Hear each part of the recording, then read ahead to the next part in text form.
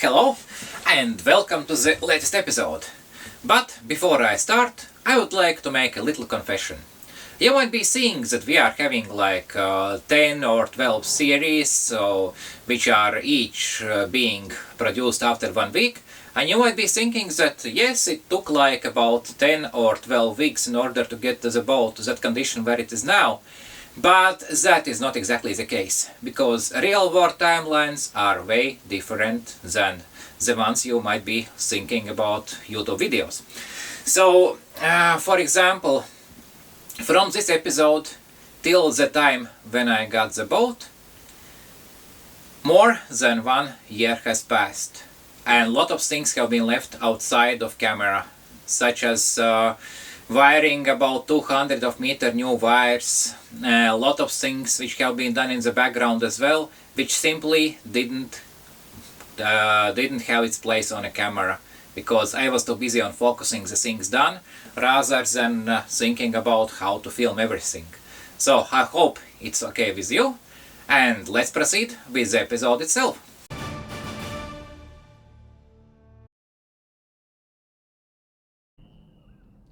So, here is my boat docked to another steel vessel, and while chasing seagulls, mosquitoes and cleaning coal dust from the deck, I decided I need a new challenge.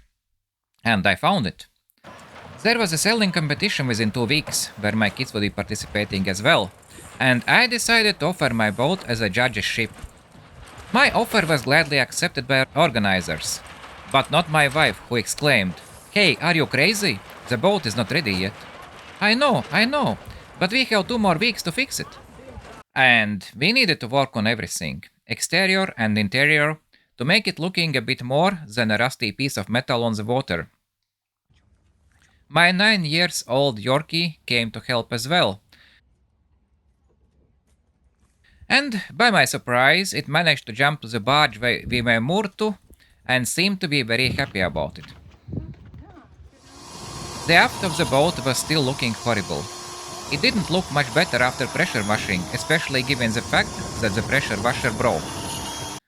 Then I used some brute force to straighten the bent rails on aft part of the boat, using a piece of rock and a wooden plank.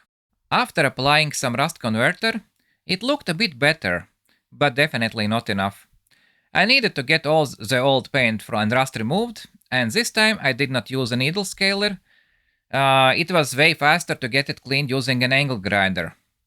After applying multiple layers of Brunox and killing 1,000 or more mosquitoes, the aft part of the boat started to look a bit more pretty. Meanwhile, my wife made some cushions and a mattress for the aft sun deck, so we went on a very small trip to a lake to cool down our emotions and get a bit refreshment from the hot summer weather. Then it was time to paint the roof as well. And meanwhile, I finally got my registration papers for the boat, and it was time to paint the number on it as well. My trusty Dingy and wife helped with the process here. I used an old rag on VHF antenna in hopes that it could scare the seagulls while we are painting the boat. Not sure if it helped much, as my son was feeding hungry seagull babies nearby, and they were frequent visitors to our boat. Despite scorching sun and paint which seemed to dry immediately after opening the can, we managed to paint most of the boat. Meanwhile, the steel barge near us was being painted as well by their owner, which resulted in our fenders being painted blue in the process. All workday evenings, all weekends were spent on the boat. We could only watch other boats passing by. I was cursing that maniac who had painted the deck area of the boat dark blue. It was impossible to walk barefoot during sunny summer days, so I decided to paint it white as well. And finally, when our patience, paint and painting rollers were over, the boat looked to be in much better shape than before. And now was the time to work on the inside of the boat. Yes, I got some vintage gadgets as well. My goal for restoration of this boat is not to use the newest technologies, but rather than use the technologies which might have existed the time when the boat was built. To make it more authentic, to make it more like feel like those items could have belonged there long time before. And that is also one of the reasons why I bought this Sailor VHF RT2048, which is actually very fine unit. It's very reliable, and yes, I know it costs maybe even more than some of the new ones which you can get, but it's made from metal, so it means it will not get yellow with time. And let's turn it on. It also works perfectly, and I like the vintage touch here.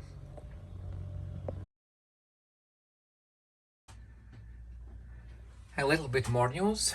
So the boat is slowly getting its voice back, as you can see here, and also as you are seeing here. So both of the air horns have been connected. This is the electronic valve for the horns, so currently there is no pressure. That is the reason why it's not working. Basically it's working, but there is no pressure, so we are not hearing anything. So let's connect back the air compressor tank and let's check, or let's hear the sound of the boat. And for that we need to dive into the engine room. And also let's go to the engine part. So this detail which you are seeing here, it's a Bristol air compressor. There is one issue which that it doesn't have any air filters, so that will also need to be rectified. That's not good, that with all the dust, etc., everything is going to the air compressor as well. But at least it's still working, and I hope it will be working at least enough to see or hear how the horns are sounding. Okay, there is this air hose, and we need to connect it here. Should be a simple task, I suppose, but I know how it usually goes with those tasks which you are initially thinking as simple, because usually something does not happen exactly as you are planning it, and then you are getting some interesting results afterwards. I hope this will not be the case. So let me get some tools to make it tighter. I don't want any more pressure caused explosions here. It is always nice to have the tools at hand, but not nice when you find out the correct size is missing. And then it is a simple task to use anything you can grab, hoping that it will work just the same and there will be no air leaks. Then there was a simple task to start the engine, but it turned out to be not that simple.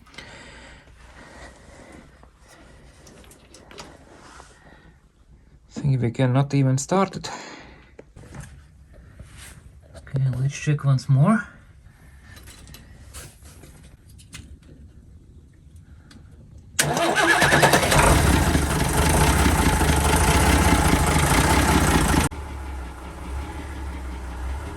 I saw the air pressure slowly rising, but something didn't felt right. It was rising, but way too slowly. And then I noticed that it is not rising past 6 bars. So I decided to take one more trip back to the engine room to check for air leaks.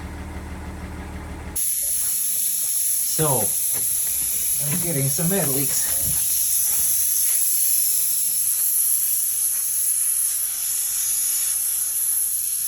Okay, so perhaps I have not tightened this thing enough.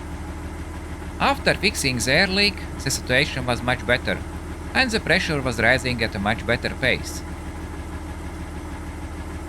I was only a bit worried that the relief pressure valve might not work, but fortunately this was not the case. Okay, so I believe it's the time.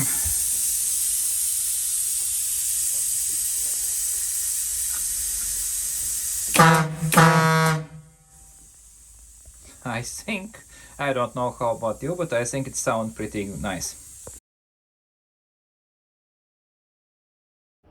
Although the kitchen area of the galley was complete, the dining area was a total disaster, as it was heavily damaged by the fire and wall paneling was gone. I tried to look for a replacement and finally found a vinyl laminate which had a similar texture. Along with that, I bought a styrofoam panels for the bare metal wall and also some wooden materials. And restoration work could begin.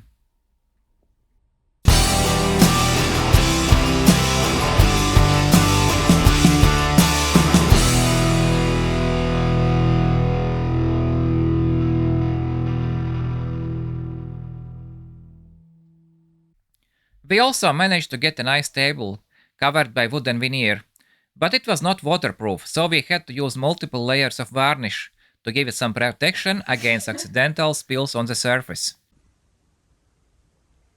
And this is the same area now.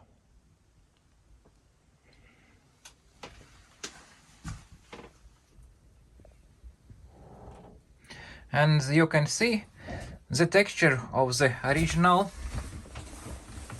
material here and those vinyl laminates are really very similar, so it's hard to distinguish it by naked eye at least.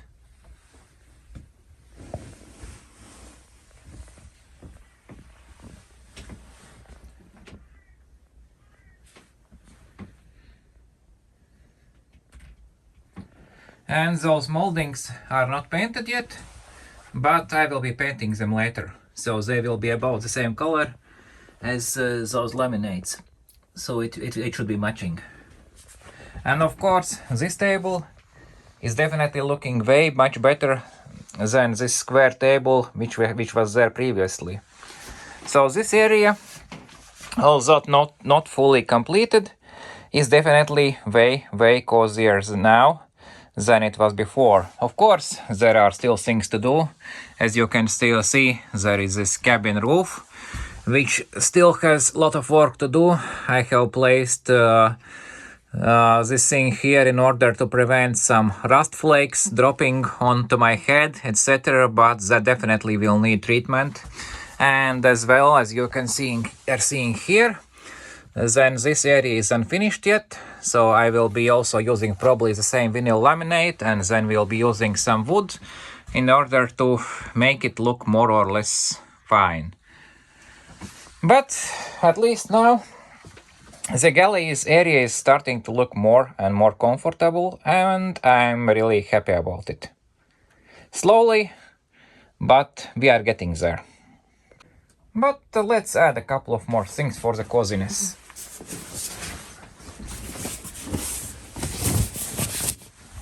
Okay, 1.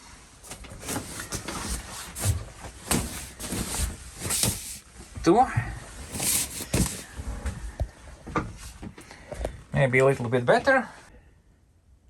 I already mentioned I'd like to find some things in a thrift shops, and those are the things which are related to the table, to the dining area, and I'm gathering everything which I have which is related to the ships or boats, and my collection is slowly growing bigger here.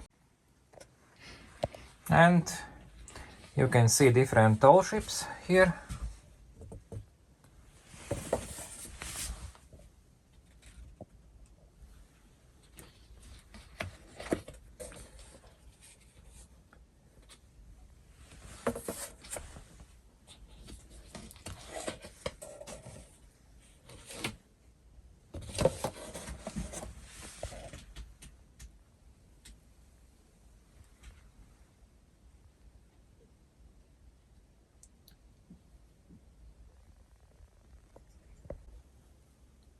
And these things here, those are new old stock dishes or plates,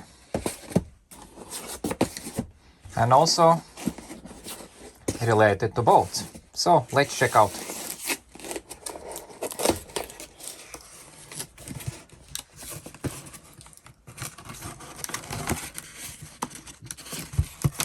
They then come with documentation.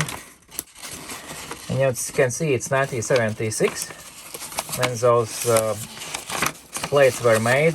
And what's interesting here is that you can see the following letter is written on a typewriter. And you can even see those typing mistypes here.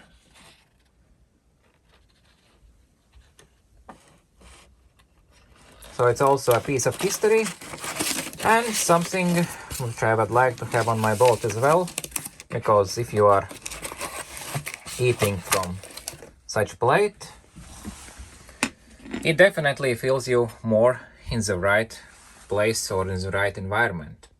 But let's check the other. Let's check the other plates which I have here. They should be having different shapes.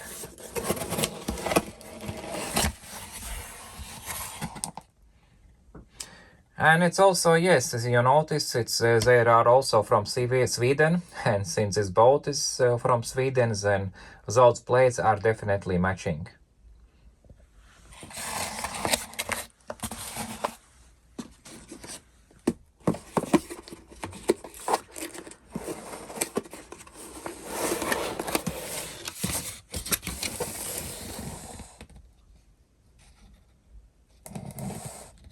One more boat.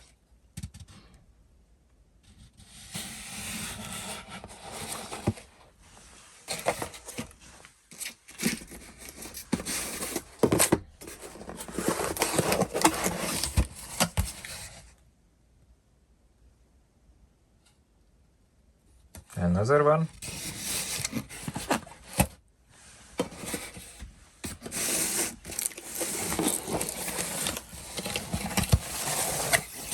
And one more. It also seems to be coming with a letter.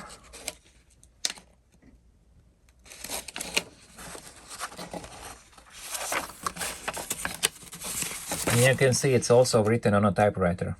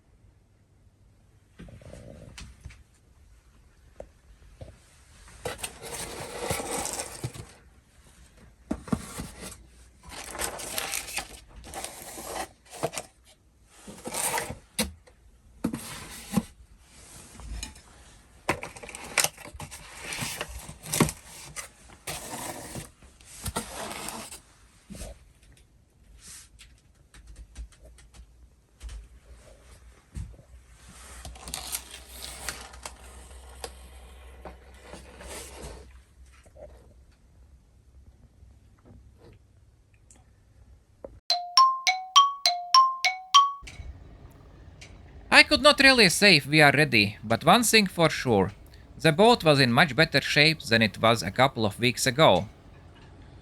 And most importantly, at the end, everyone was happy.